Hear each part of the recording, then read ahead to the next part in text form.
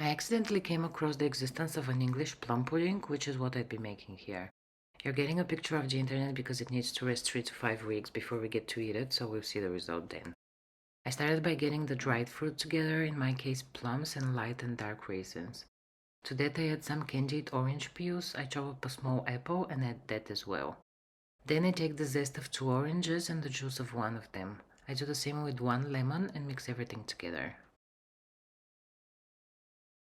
On top of all that, I pour a 1/4 cup rum and mix. The recipe really called for brandy, but we don't have any, so rum it is. I cover it with a kitchen towel and let it sit overnight. The next morning, we are ready to proceed. In a large bowl, I put the flour, cinnamon, dark brown sugar, and breadcrumbs. I chop up some almonds and add them as well. I don't have ground cloves, so I'm crushing some. And to that, I would add coriander, cinnamon, nutmeg, and ginger. Mix the spices well and add 1 tablespoon of that to my mixture. Add the marinated fruit and the melted butter and mix well. In a small bowl, I use the one from the fruit, lightly beat 2 eggs and add them as well. This can be cooked in a steamer or in a pot with some water in, so I'm getting my setup ready. I don't have a pudding dish, so I use a bowl that I covered with softened butter. I transfer the mixture in there and even out the top.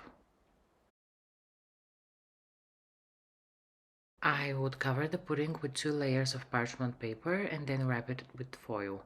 For the gift to be completed, I go around it a few times with a string and tie it on top. This also makes it easier to handle when steaming.